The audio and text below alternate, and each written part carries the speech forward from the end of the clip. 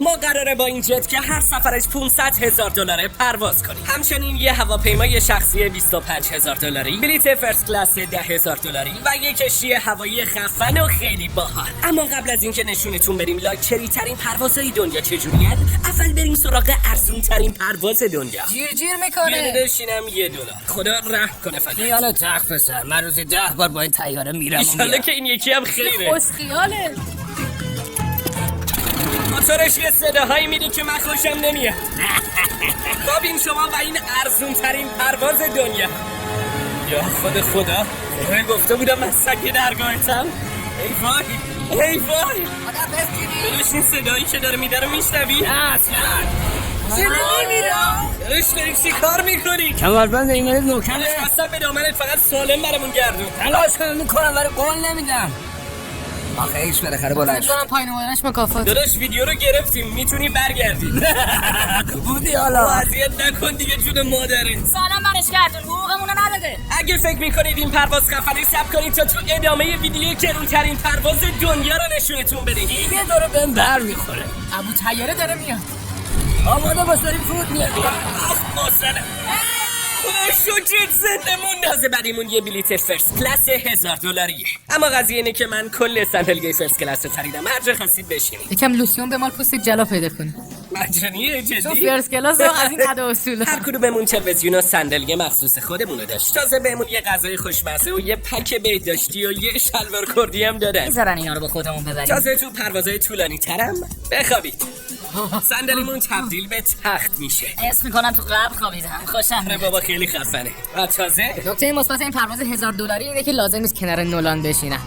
ولی این چیه گذاشتن اینجا؟ نمیتونم دو کلمه با بقیه حرف بزنم. مثلا به خاطر همینه که از این هواپیما خوشم تنها میاد. نکته منفیش این بود که زیاد حریم شخصی نداشتیم. کم مونده مسافرای عادی با چشمشون ما قورت بدن. خب بریم ببینیم یه بلیت پرواز $10,000 چجوریه. این شما و اینم پرواز $10,000. های پسر چقدر خفنه. ببین تا سر کوچه جا دارم پامو دراز کنم. ببینیم تو این پرواز چیا گیرمون میاد. یه تبلت، یه تلویزیون بزرگ لمسی، یه یخچال اختصاصی، خوراکی. اینا که مثل 20 شکل نیست. آقا پولمو پس بدید. خب بذاریم به وای فای وصل شم. ما $10,000 پول بلیط دادیم ولی اینا لنگ $20 اینترنتن.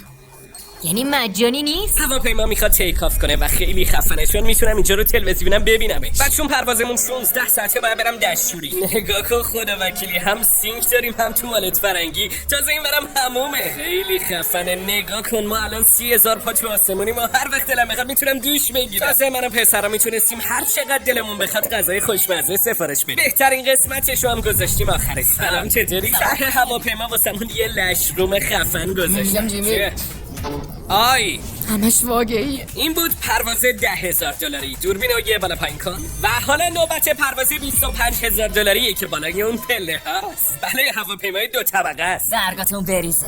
فکرشو بکنین قرار بالا سر مسافرها بشینیم. ای وای، اتاق شما اینجا. در ازای $25,000 2 تا اتاق بزرگ بهمون دادن. وای اینجا رو هتل یا هواپیما؟ اولین بار همچین توی چیزی این میبینم. پرواز حدوداً 4 برابر هواپیما قبلیه جا هیچ داره. هواپیمایی انقدر بزرگ نبوده که بتونم توش پروانه بزنم. نگاه کنید. سری 2 تا صندلی و یه عالمه تلویزیون داره. همین یه دونه اتاق قد 4 تا هواپیما تلویزیون گذاشتن. دمشون گرم. تازه یه مهموندار اختصاصی هم در اختیارمون. مثل اینکه از یه مبلغی به بالا همیشه برای خاویار میاره. و اما دستشویی. بذارین یه چیزی بهتون بگم، سرویسش واقعا حالگیریه. نه دوش داره نه گرمایش هست کرد. تازه اندازش هم نصف قبلی. از این راست پرواز $10,000 بیشتر میارزه. بچه‌ها میگم منطقیه واسه یه پرواز همچین پولی اگه بدی. پولمو از سر راه آوردم با ماشین میرم سفر. ماشین بخر حال شد. حالا بهترین قسمت اتاق. 2 تا رخت خواب یه نفره. اوه. چرا صندلی تخت خوابشو نداره؟ آره میشد به جای 3 تا صندلی کنار هم 3 تا تخت بذارن روی هم دیگه. خوابید بخیر جو میدید. خوش صبح شده. نمیشه. صبح بخیر. چقدر خواب شستی.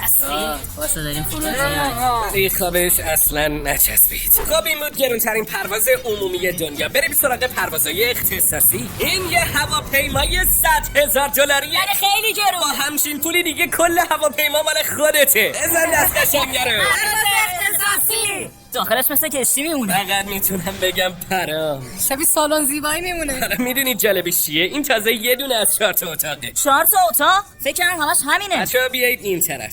این اتاق چیه الان؟ اینجا هم یه جورایی لش روم بود که لش میکنی، خوراکی میخوری یا تلویزیون میبینی. تازه اگه خستم بشی اتاق خواب اختصاصی خودتو داری. تخت 2 نفره. این هتل و میمونه. در نهایت مهمترین بخش پرواز یعنی دستشویی. یه دقیقه دندون به جگر بگی ببینم اینجا چه خبره. وای من دیگه نمیتونم، تو دستشویی صندلی داره. حالا سوار همچین جت شخصی شده بودید؟ نه. اساسی خواه. خب بچه‌ها الان تو جت اختصاصیمون باید چیکار خب کنیم؟ بذارین من بگم. پارسال که رفته بودیم چیز ای وای. نقص سرعت داره چی میشه؟ داره بلند میشه. خب ایما داره بلند میشه. ای دوربین کلی پولشه. خیلی عجیبه. ای وای. خودش آبرمون رو عوض یکی منو بگیره. من رفتم بشینم. سرویس بهداشتی اینجا از همه بهتره. این توالت فرنگیشه. تازه موقع هنرنمایی وصالتون هم سر نمیره. نولان فکر کن خونه خودته، راحت باش. چی گفتی؟ من که نفهمیدم. بیخیال. دیگه نمیتونه بیاد بیرون. بفرمایید استیک پوره سیزلکسون از سبزیجات و چون مسافرهای خاصی هستین چند تا بالش بیشتر برای فیلم. این پرواز مورد علاقمه. چرا؟ چون توش یوتیوب داره. ولی چون ویدیوی ما رو اول نیورد دیگه نیست. عجب چیزیه، شبیه تخت خواب مایزرا. 100 تا متکا روشه. اینو میذارم اینجا، اونو میذارم اونجا. راسین نولان کجاست؟ میخوام برم تو کابین خلبان. خوبی پروازهای اختصاصی اینه که میتونی هر موقع دلت خواست هر کاری خواستی بکنی. کارل داره خلبانیت میگیره، چندلر داره تای پیتزا رو در میاره و کریس هم خدا میدونه کجاست. تو پروازهای اختصاصی توقف بیخود نداریم، تازه بازرسی بدنی هم صرفه‌جویی در زمانه، واسه همین همه پولدارا جت شخصی دارن. ببخشید آقایون به زودی فرود میای. درو وا کن دیگه، داریم فرود میایم. بذار بیایم بیرون. وای فرود اومدنش وحشتناک‌تره. کن ببینم نولان هنوز تو دستشوییه. چرا انقدر کر میریزی؟ کارل بذار بیا بیرون، گناه داره. پرواز چطور بود؟ راستش کیف پرواز به دستشوییشه. و حالا یه کشتی هوایی $300,000 اونجا رو هم به زودی از سانسور در میاره. قبل از اینکه چشم بنداتون رو باز کنم به نظرتون رو کشتی هوایی چی نوشتن؟ شماره تلفن نولانه. جدا شماره تلفن نولان آره نوشتی. اونم باحال میشه. زودتر لطفاً. چشم بندا رو برداری. نوشتم من عاشق مامان کارلم. جانم. من عاشق مامان کارلم. چرا خب؟ فکر کنم واقعا مامانم دوست داره. نه کارل اون فقط لایک گذاشته. اگه دوستش داشته باشی که خیلی نه زایه جدی است. دوستش دارم. چیزی بینه میشه دستم؟ داره تکون میخوره. این کشتی گنده رو رسما میشه با یه تناب کشی. و شاید براتون سوال باشه که من چطوری تونستم همچین مبلغی رو واسه این کشتی بدم. خب معلومه اسپانسر. با کمک این پلتفرم من میتونم همه نیروهایی که نیاز دارم رو استخدام کنم. بیاید ببینیم اگه سفارش بشم چی میشه. کمر بالون یعنی من شکست. چاقم؟ نه با توپل با مزه‌ای. چاکریم. سایت اسپانسرمون کمکتون میکنه شغل جدید پیدا کنید. ببینید اگه یا این کشتی سقوط کرد و من مردم با کمک اسپانسر میتونید یه کار جدید پیدا کنید. چرا؟ اصلا حس خوبی نسبت به حرفاتون نه. خب برای که رفتیم چندلر جان بدرود. خدا رحمتتون کنه. چی گفت؟ شوخی ما رو کرد زیر خاک. تونست یه چیز خوب تبلیغ کنه. چرا مامان کارلم؟ خیلی ترسناکه. خودمونیم سری میره. خب تو مسابقه میبینم. آها راستی یادم رفت بگم که ما قراره با این کشتی هوایی از رو سر یه استادیوم مسابقه 50,000 نفره بگذریم. کارل اینو نمیدونه. خب قبل از اینکه این کشتی هوایی سقوط کنه و من بمیرم، من تو سایت اسپانسرمون یه آگهی استخدام زدم. الانم میخوام به یه نفر زنگ بزنم و باهاش مصاحبه کنم. سلام توماس، حالت چطوره؟ شما درخواست همکاری داده بودی آره؟ سلام. آره صدات میاد. ببینم تو مستر بیستی؟ آره من خودم سرویسم ولی خب ببخشید ولی صدات خیلی بد میاد. آره درسته، چون الان وسط آسمونیم. گفتی چقدر وقت تدوین کار میکنی؟ خب تقریبا 10 ساله که تدوین پس فکر میکنی میتونی ویدیوهامونو بهتر کنی؟ به نظرم با یه تیم قوی و چند تا ایده پرداز خلاق قطعا کیفیت ویدیوات میره بالا. خیلی خوب دمت گرم، واسم چند تا از نمونه کاراتو بفرست. خب حالا ما بالا سر این استادیوم بزرگیم که امروز توش یه مسابقه شلوغ برگزار میشه. نمیشه یک چیز بهتر رو بالون بنویسی؟ نه داداش همین خوبه. اصلا عشقم مادر است. میتونین ما رو ببینین؟ آره میبینمشون. ای کارل باید بیای ببینی مردم چقدر به مادرت ارادت دارن. همه مامان کارل دوست داره. تو دیوونه مامانتم. و حالا گرونترین پروازی که روی این کره خاکی وجود داره. سلام خوش اومدین. بی زحمت کفشتون رو در بیارین چون این فرش 2 میلیون دلار قیمتش. اینجور که شما گفتین باشه، کفشاتو درآ. این جت از لحاظ متراژ از یه خونه هم بزرگتره. اصلا نمیتونی تصور کنی اینجا چقدر بزرگه. خب یه خواب اینجا داره، یه خوابم این طرف، یه اتاق خواب دیگه و یه اتاق خواب دیگه. این اتاق خدمه است، اینم یه اتاق خواب دیگه. چی دیدی؟ چه می‌کنی؟ واسه اتاق این هواپیما هیچی کم نذاشته. سینکایی از جنس طلا، چند تا دوش حموم. برم اونجا چیه؟ توالت فرنگی چی؟ این جت سالن سینمای اختصاصی داره، یه لشروم 12 نفره و یه سالن باحالم این ته داره. این حتی کاناپه خونه من بزرگتره. حالا جالبیش اینه که تا اینجا فقط 1/3 هواپیما رو دیدید. اینجا چی داره؟ وای ببین چی یافتم.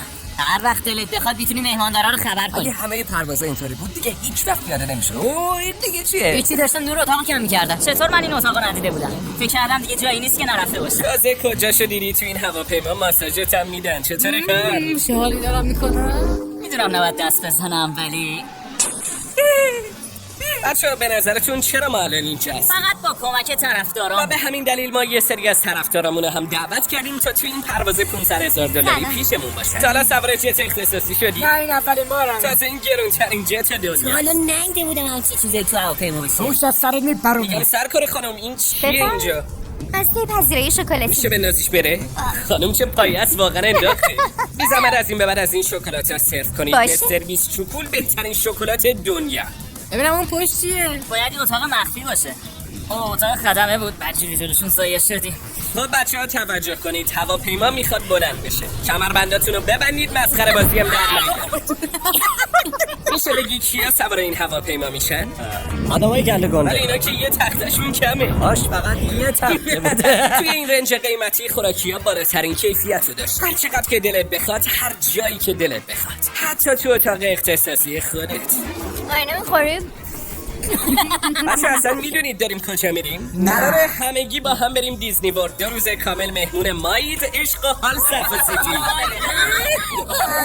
شما هم اگه میخوای بیارم تو پرواز حالش رو ببری بعدش هم بریم دیزنی لند صفا سیتی، سابسکرایب کن.